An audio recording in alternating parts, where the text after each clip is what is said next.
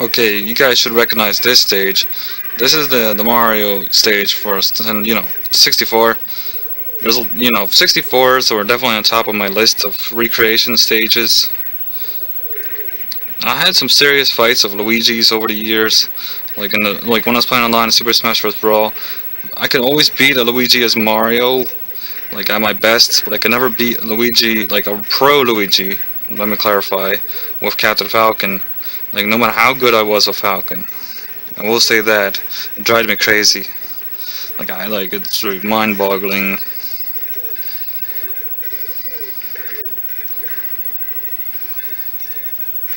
Yeah, I used to play Mario 64 a lot too. I did get 120 stars to do that Sparkle Dash thing. I do have Toadstools. I probably will. I want to do some videos with Toadstools. It's just the problem with that is I thought you could edit it a little by little to alter the game, but it crashes. So I just had to do a video based on a little edit here or there for each stage. One of the stages, like the first Bowser, one of the things I'm going to do is have free Bowsers, the challenge to beat free Bowsers. I'll screen record that. That'll be a pretty fun video. I don't know if anybody's ever recorded that battle, but I'm going to give it a shot once I get the time. Toadstools is kind of slow starting up, kind of complicated.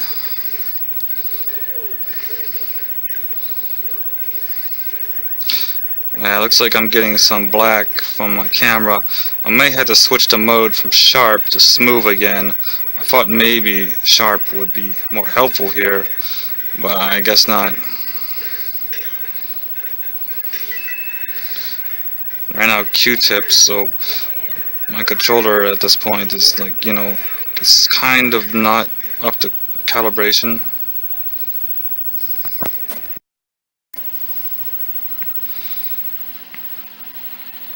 Okay, so this stage is actually based off of one of the beta pictures for North Fair I searched up online a long time ago. It plays pretty well. It's pretty straightforward. It's not as weird and confusing as the old North Fair. I think that one had lots of acid in it. I'm fighting a red Meta Knight because I wasn't really sure what to choose here. I always choose green Samus because in the Super Nintendo game that was my favorite color to put for Samus, was the green. I have Metroid Prime 1 and 2. I have 3. I haven't beaten 3 yet.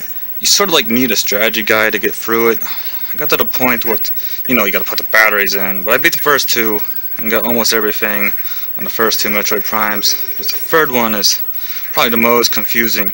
I wouldn't say hard, mostly confusing. I mean, I'm glad it introduces more bounty hunters, but they're like no one I know or no one I care about. There's no James McCloud or Captain Falcon, so I would have been cool if they would introduce them in the bounty hunter group for the game just as cameos, and they didn't. And the Galactic Federation, they don't say anything cool or interesting to you. It's just generic garbage. So yeah, there's that. Maybe I'll beat it one of these days. Maybe.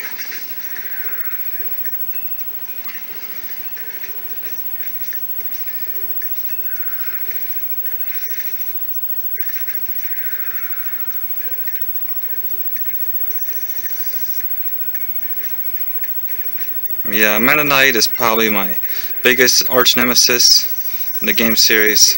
Of all the fights, Meta Knight is probably the one. Like Meta Knight pros, because he's super cheap of a character, have probably killed me more times than any other class type.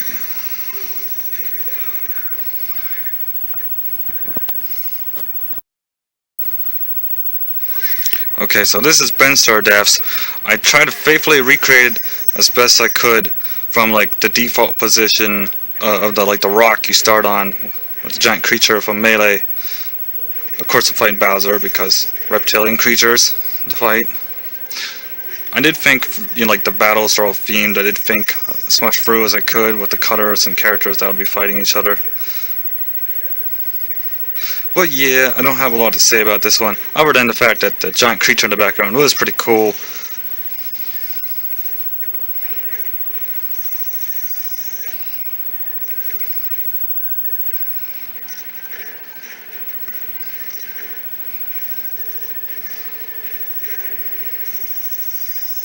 Oh, and PS, I don't play Zero Suit Samus that much. I don't like to.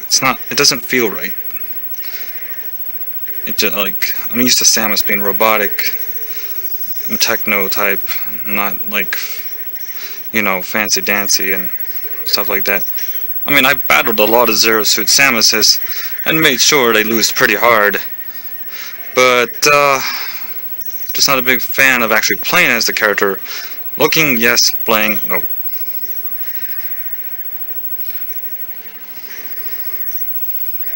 I did encounter, a Samus player that was really good, that actually, with the suit, that really, like, owned my Donkey Kong, like, insanely. It was ridiculous. Like, he wanted me to try a lot for some reason. It's like, I told him not getting any better. Like, they didn't believe me, though.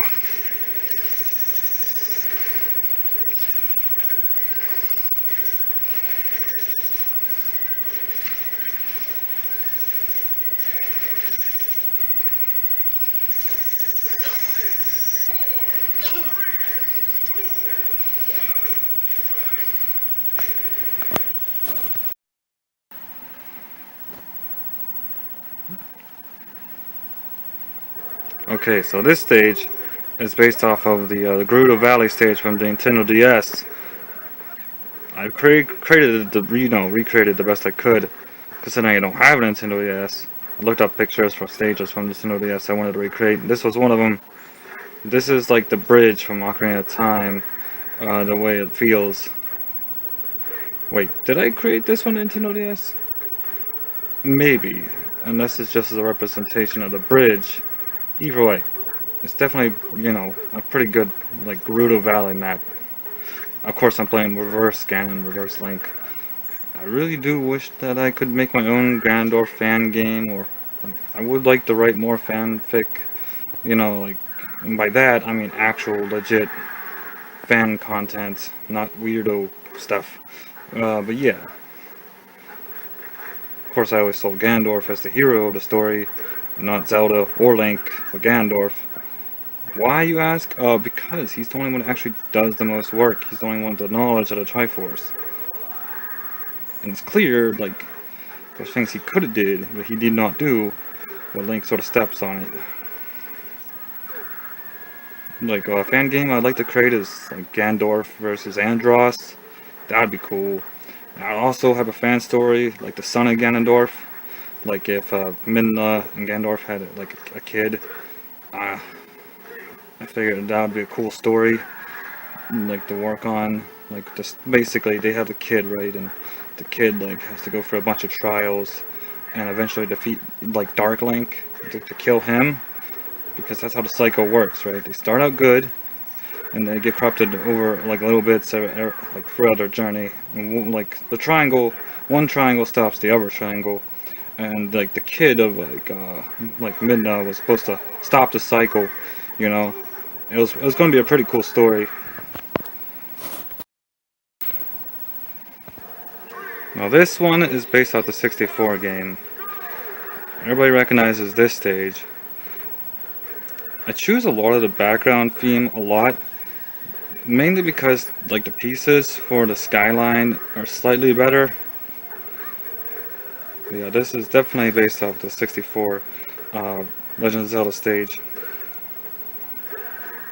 There's more I was going to say about that fanfic stuff. I can't remember what it is right now. Yeah, mastering Ganondorf's fighting style is pretty tricky. You gotta really take note of moves that actually land. And the punch thing, you gotta really know what they're doing to time that. Most of the time it doesn't even work. I will say that. The purple punch is cool, but most of the time it does not work. There's, like, no buts. It's better just to fully charge your shoulder attack than use your fist most of the time, unless you're coming, like, high up from the sky, because you have time to launch it right before you land, but you could be real high up.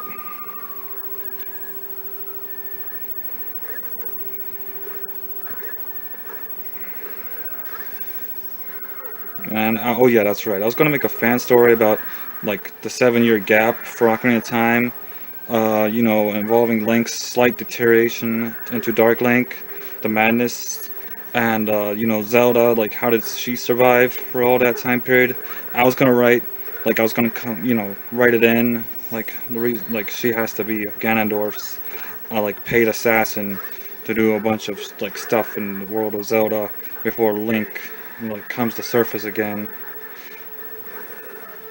Basically, Link will be like he'll become also, you know, working for Ganondorf, but under a different name. That's what I was gonna do for the story. He'll slowly eventually do that, and you'll eventually learn Ganondorf's real reasons for all the stuff he's done.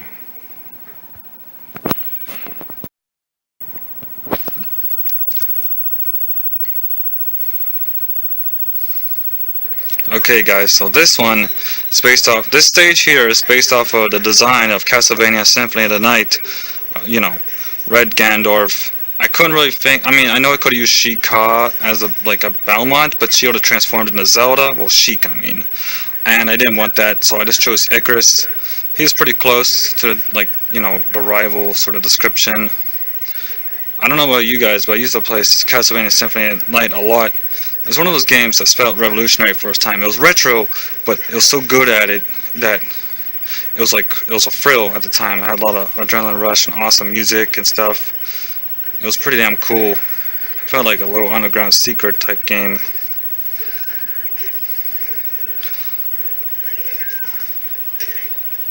At some point for you guys, once I get my microphone back, it's currently being barred from me at the moment, I will post up the Castlevania 64 playthrough at some point.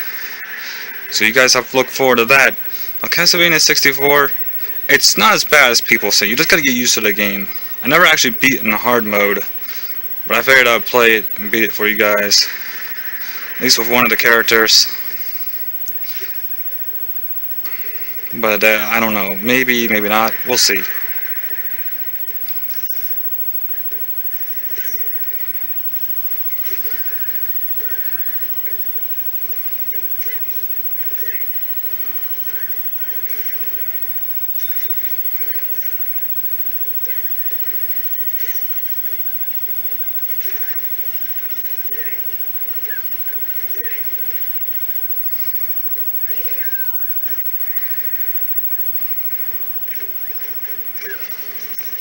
Yeah, getting that leg trick, you know, where you charge up the leg, it drags people closer.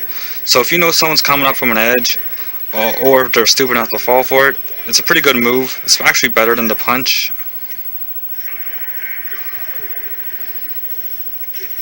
The Kid Icarus, like if you're a Ganondorf player, he's one of the most annoying AIs to fight.